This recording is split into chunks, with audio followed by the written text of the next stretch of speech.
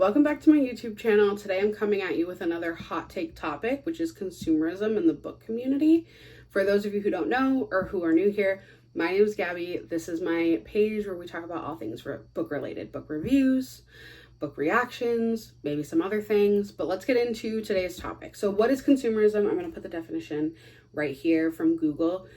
Essentially, in my own words, if this were my homework, I would tell you that consumerism is this constant need and push from society to buy new things, right?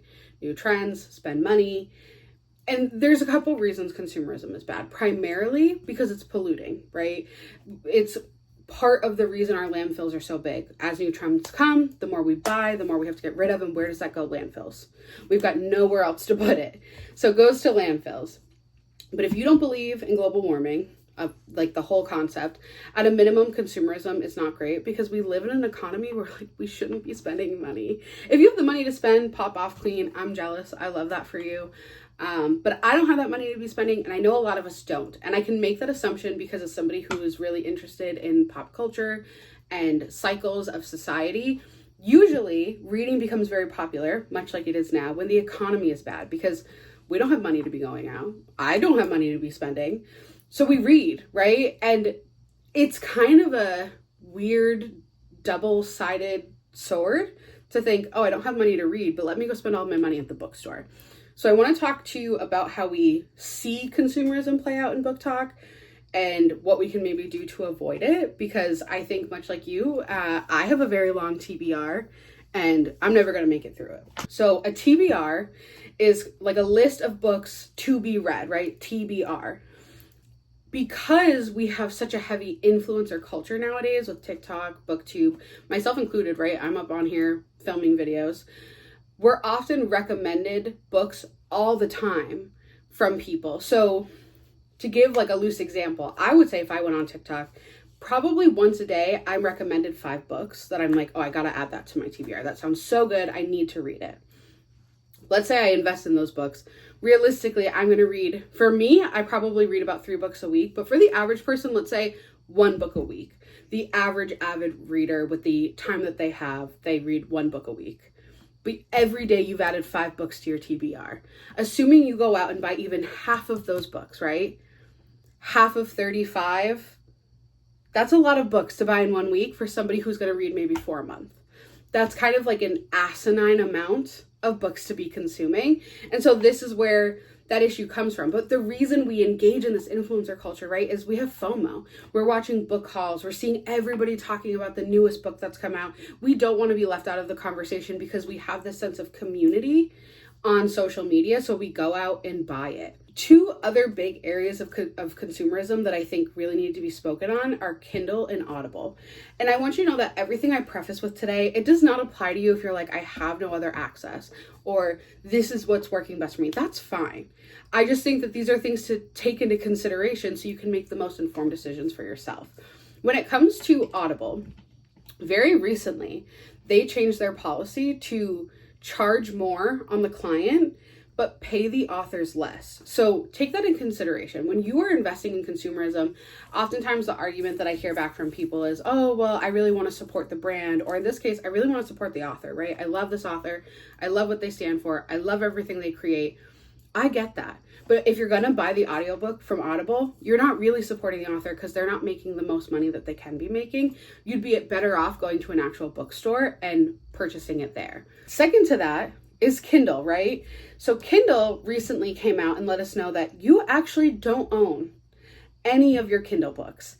You are licensing them. So if you saw last week my banned books video, this very closely ties into that. Because if Amazon wakes up one day and says, you know what? I don't align with this author. I don't like what they're throwing out there. And as we know, anybody can do that at any time. You actually only have the licensing to your Kindle books. They can snatch it from you. So imagine you paid $16 for that Kindle book because that was easier for you. And now you can never read it again. You never have it in your possession again. That is kind of a big thing when you could have taken that $16, bought a physical copy and given the money, like full amount of money to the person who created that art, the author. So those are 2 issues with Kindle and Audible. And Again, use your best judgment, use discernment, right? If I hear you up in my comments, although please be up in my comments because bad engagement is still good engagement, saying like, well, Gabby, I get the Kindle copy because I can't be carrying around 10 pounds of books. Fine. I'm not here to judge you. Do that. Gabby, I have to use Audible because I'm visually impaired. Bro, so am I. I get it. Sometimes we do what we got to do. This is not to say that it applies every single time, right? Just like when I go out thrifting, I do as much as I can to buy most of my wardrobe from Savers, and I still buy clothes from Five Below, okay? We're just doing the best we can. We're not going to be perfect 100% of the time. So that being said, we know everybody's also got issues with Amazon, which is a whole other side plot. If you're asking yourself, well, how do I not engage in consumerism? I have some answers for you, right? Because I'm not going to just tell you consumerism is not great, don't do it. I'm going to give you some solutions because that's the most effective way to get this done. So the solutions are, number one, first and foremost, 100% of the time, invest in a library card.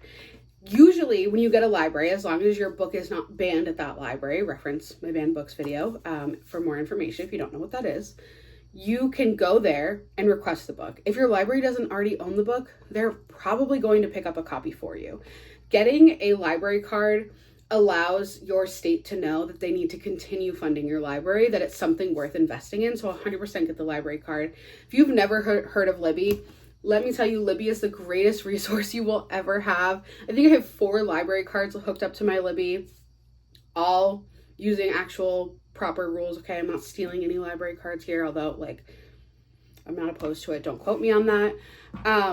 But Libby is great because you have access to audiobooks and books. And so this is another great solution for if you want to read a book, but you don't support the author and you don't want them making money off of you. Like, I know a lot of people are very anti-Stephen King. J.K. Rowling's a great example, but sometimes we want to revisit Harry Potter. This route, Libby, they're not making money for you going into your library and accessing a book that is already owned, whether that's in person, a virtual copy that you can download to your already owned Kindle, or the audiobook. I access so many audiobooks from there as a visually impaired reader. I'm almost never spending money on physical books or audiobooks because there's just no need for it when you have a library card. Second option to that is support local business. I'm sure within a 10 to 20 mile radius of your house, depending on where you live, and I know this is not everybody because I also grew up in the middle of nowhere, but you probably have a local used bookstore, a Savers, a Goodwill. I understand that Goodwill is sometimes problematic, but it is still an option. Their books donated there left, right, and center, and they're usually selling for like $1 to $4, and none of that money is going back to the author if it's an author you don't want to give your money to. When it comes to the book community, right, we see a lot of these influencers who have these beautiful libraries behind them, and they're having hauls all over the place, and they're recommending, and it is, I mean, you know how many videos I've seen of garden greenhouses with libraries on it, and she sheds and offices that are full of libraries. It's beautiful. Of course I want that too, but it's also incredibly unrealistic, right? Because how many of those books have you actually read? As somebody who grew up with shelving built into my basement, we did have like a library of books in there, most of which I had read, right? As somebody who has like a literature degree, what I hadn't read, my mom or my brother had read instead. And I think that it's something I think about a lot, that I could have still gone in that basement and probably pulled out 20 to 50 books that we did not need. And I think that what we don't take into consideration is that a lot of these influencers, just like beauty influencers, just like fashion influencers, just like any influencer, some of those things are gifted. I get ARCs from NetGalley, other influencers who have many more followers than me, who have been doing this so much longer than me, they're getting physical copies straight from the author, like a PR almost. And so a lot of those books they didn't have to buy, and they were going to be produced and given anyways. And so it is an unattainable goal to think that you can go out and buy that many books and it's not going to financially impact you. So just take that kind of into consideration when you're going out there purchasing these books. That's not to say, again, that like consumerism in itself is bad. It's not me saying, hey, don't go out and buy any books ever. I just feel like sometimes you have to let the TBR tell you, let the universe tell you what's on your TBR. If I see a book that I'm interested in, I get on my Libby app, I see if I can find it. As long as I have enough holds to be able to place it and it's there and it's not several months long. Sometimes even if it is several months long, that's where I'm placing my time, and it's given to me when it's given to me. And it's taught me patience. It's taught me that not every book I'm actually that interested in. Sometimes I just think that I am, and then I move on. And yeah, so I highly recommend support your libraries, support local stores. When I say that consumerism and actively kind of trying to push back against it is something that I truly believe in, I want you to know that that's not just in books. That's in other facets of my life as well. And I'd be more than happy to delve into something like that if any of you were ever interested who stumble across this video. But I mostly thrift all of my clothes. We support tons of local restaurants and businesses where I live. I've grown my own vegetables. So we definitely try to reduce as much as we can. And just because that's how I live, it doesn't mean that's how you have to live. I'm just giving you this information because I think we all deserve to make informed decisions. So if you have any questions, you have any hot takes regarding this, please let me know down below. I would love to hear your thoughts. If you like what I have to say, you like listening to me, please like and subscribe because I love chatting with you, and I will see you in the next video.